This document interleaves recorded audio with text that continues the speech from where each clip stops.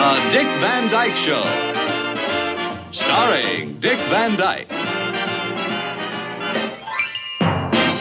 Rosemary, Maury Amsterdam, Larry Matthews, and Mary Tyler Moore. Hello, Dick Van Dyke Show friends. Welcome to my YouTube channel. My name is KJ Ricardo. Today's episode is a look at my list of the best Buddy Sorrell moments from Season 5 of The Dick Van Dyke Show. There were really 3 episodes that I chose for this video, so let's get started. Number 3 is Odd But True. In this episode, I featured this before, but Rob has an unusual shape on his back when you connect his freckles. So once you connect those, it forms the shape of the Liberty Bell. This is very odd, but it's very true. And when he goes to the office, Sally and Buddy are infatuated with it. They're very fascinated. And Buddy is struggling to come up with some jokes. At the beginning, he's struggling to come up with a good joke. But once he starts making jokes, he can't stop. I have a compilation of all of his jokes. And of course, Buddy is the human joke machine, and so it's great. There's a picture Billy took of it. Ah. Yeah. Boy, I'm so impressed I can't think of a joke. You will. Hey, Rob, this is pretty wild, but how can I be sure that that's really your back? Because that's my head. Oh. Hey, you know why I can't think of a joke? Because nobody ever brought up this subject before. But I'll think of one. Yeah, well, keep punching. Yeah, this is a real challenge. It's pretty unusual, I'll have to admit. What's unusual about a bell on your back? My brother got a landlord on his back. That's one. Hey, Rob, when you bend over, does the bell go clang, clang? That's 2. No, 1.5. Pump up freckles right over in there. Okay. I never had a bell on my back. I've had a frog in my throat. Hey, that's 3. No, 2.5. Hey, Rob, you got a bell on your back. Remember when I told you you had 2.5? Yeah? Well, you only got 1.5. You lose a point for stupidity. Oh, hi, Mel. I guess this looks a little crazy, doesn't it? No. My secretary told me about it. Isn't that the weirdest thing you've ever seen? Outside of his head.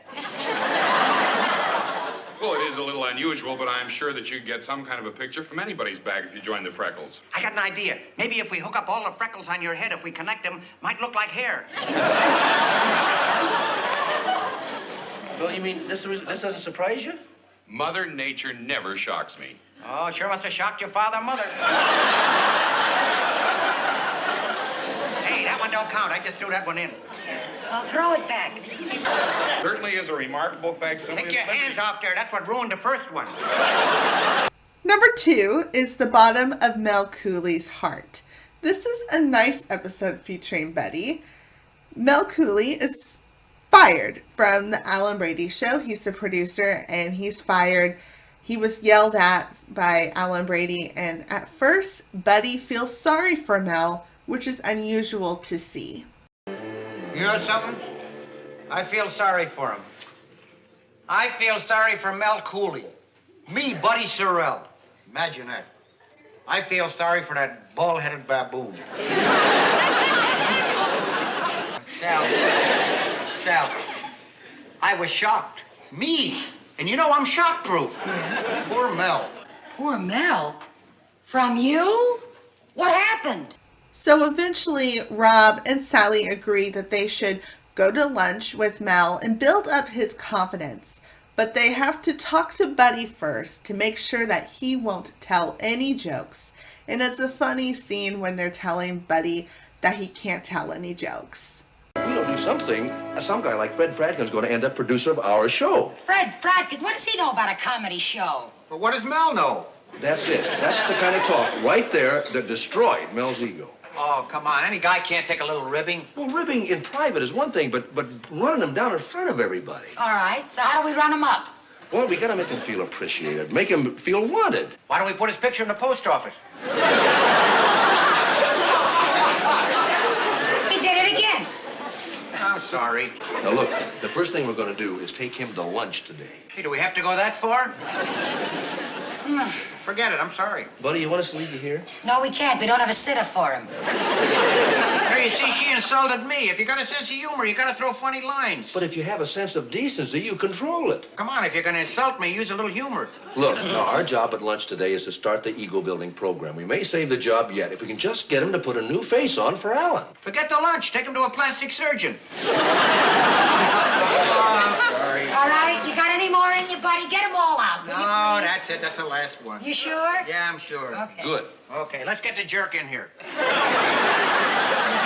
That is not the way we build him up. First of all, we don't call him a jerk, and we don't get him in here. We go to him. Now, come on. Okay. And another thing, no cracks about his hair. What hair? You are in charge of his mouth. If he opens it, stick a buttered roll in it. Like a bad little kid. Come on. So they're at lunch, and do you think Buddy is going to stop making jokes about Mel? Well, he tries his best, and every time he starts to say something, Sally keeps shoving bread into his mouth. It's great. What do you say we drink to that, huh? Yeah. Hey, I'll make a toast.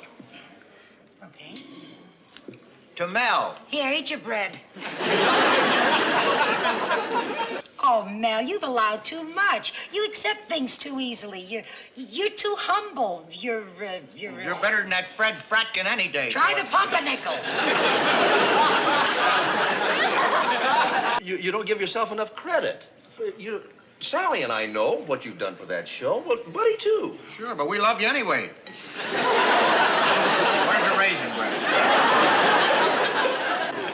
But eventually, Buddy agrees that the Alan Brady show needs Mel Cooley.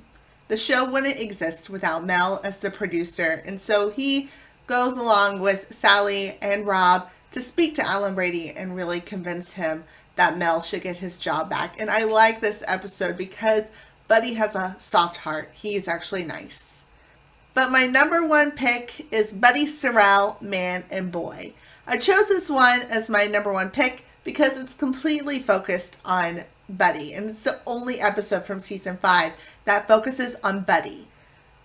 Everyone is very suspicious about Buddy in this episode. He is sneaking away, but he's not going home to Pickles. So Rob and Sally think that Buddy is having an affair.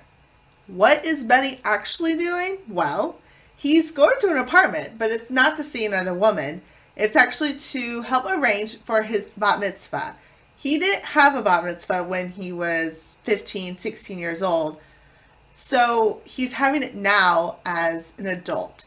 And so this is a nice episode. Once Rob and everyone else find out about this, they go to the bat mitzvah and support Buddy. And it's just a nice episode focusing on Buddy and an aspect about him that we don't really see, his personal life. And that's it. That's all I have for you this week. I hope you enjoyed this episode, especially the video clips I included. Buddy is a great character and he has a lot of jokes, and it's sometimes hard for him to contain himself and not make jokes, especially about Mel Cooley. But I think he did a pretty good job in the bottom of Mel Cooley's heart. So let me know what your favorite episode is from this season featuring Buddy. I would be happy to read that. And next week I won't have a video. I'm out of town. So I will see you guys in 2 weeks. And thanks for watching. And remember to always laugh often.